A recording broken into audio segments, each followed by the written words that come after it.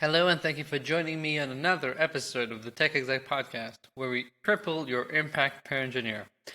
As always, I'm your host, Aviv Ben-Yosef, advisor and consultant to tech executives worldwide, and our subject today is budgeting tricks for your next hiring season. I just wanted to share a few tips that I've been noticing that have come up quite a bit recently in talks with my clients as this seems to be budgeting season. We are all planning our 2022 budgets. A big part of your budgets, if you're managing an organization nowadays, tends to be the budget part for your headcount. How you're going to account for your talent and its growth. And therefore, I want to share a few tips. First of all, something that I noticed too many people are missing out on and not accounting for is the fact that you need to be budgeting for churn. No matter how awesome your company is, some people will inevitably start leaving because they want to move to a new country, because they decide to start their own startup, because they want to spend time with their kids, because old startups, they had options in that just IPO'd means they no longer need to work. Who knows? But people will leave. It makes no sense to disregard this. So if right now, as you are planning, that at the end of next year, you intend to have, let's say, 10 more engineers in your R&D organization, then you should likely hire more than 10, because other than those new 10 ones you're going to add, some will leave. You're going to have some attrition. What number is that attrition really depends on your specific situation. You can look historically at what your churn rate has been. You can do some more intense thinking by actually evaluating the likelihood of anyone in your organization leaving, whatever you need. But I usually recommend having this buffer. I usually recommend taking this buffer into account. So if you need to be 10 people bigger by the end of the year, you need to hire at least 12 or 13. That's number one, budgeting for churn. Number two is budgeting for missed deadlines. The way most companies I work with do these budgets and roadmaps is by having goals for how many people they're going to hire each month or each quarter, and therefore write down the cost for each person depending on how much of the year they're going to be in the company.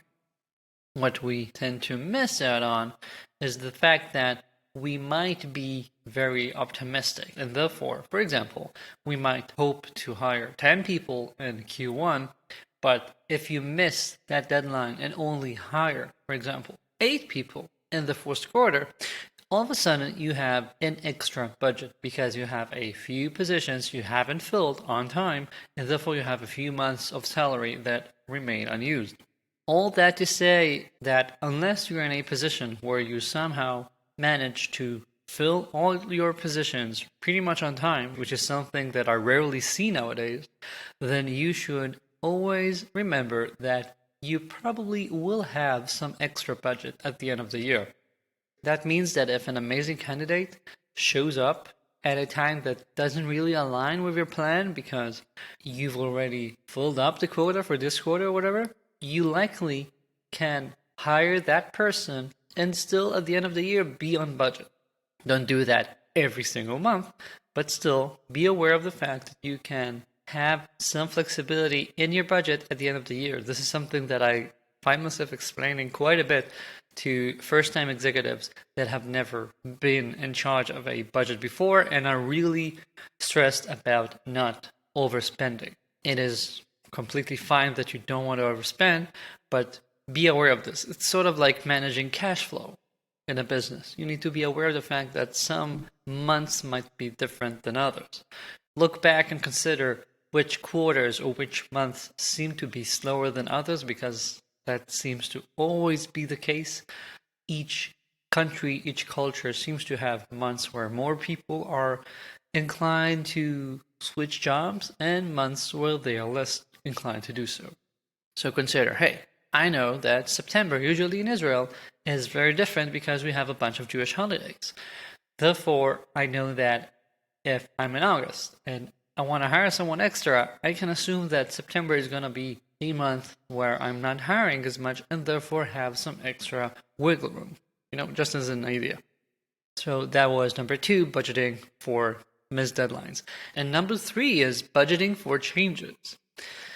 We usually start assembling our budget by looking at the roadmap and trying to translate that into how many people would need to execute on it, which is a great start. But what we sometimes miss is the fact that each roadmap has a certain level of certainty assigned to it. I don't know about you, but my experience tends to show that companies rarely decide to let go of anything they have committed to at the end of the year, but they are very likely to try and add more things on as a company matures, as things change, as you learn something new. I urge you to speak to your colleagues in the executive team and realize what are the chances of more things being added to the roadmap at a later point. If that is a possibility, then you should try and assign a portion of your budget and of your hiring to that possibility. So, for example, you might be hiring more people than necessary for the roadmap as it currently is, because you know that it is quite likely you will want to spin off a new small team to try something new around July. I don't know. If you don't do this, then you're actually operating at 100% capacity, meaning that any surprise will immediately be translated into being overworked, having to let go of some stuff, having quality issues, and having a team that's gonna get burned out. Now, of course, I know that I'm talking here from a privileged position, assuming that you have the extra budget to do this.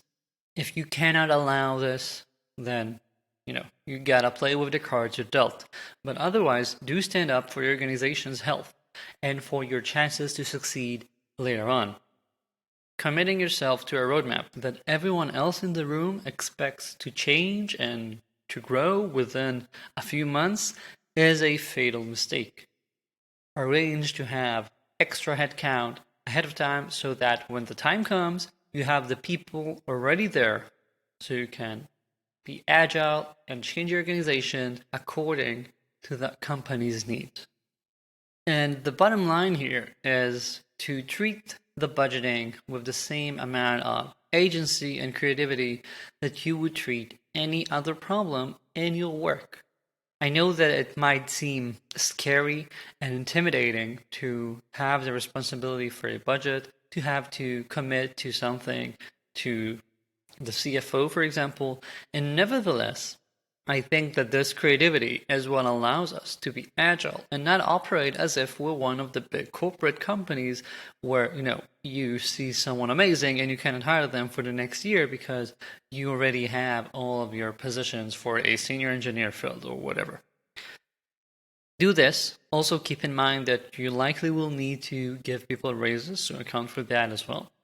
And once you do that, you should be in a better position and better equipped to handle whatever will be thrown your way as the year progresses. And if you notice that you have any extra budget, how about getting some help for yourself as well? If you want to hear some details about my advisory and coaching services, do reach out. That's it for this week. Thank you for joining me. As always, if you have any questions or comments, my email is always in the show notes. And if you haven't yet, subscribe to my newsletter. It's the best newsletter online for tech executives, where I share weekly exclusive insights I don't share anywhere else. Thank you, and talk to you soon.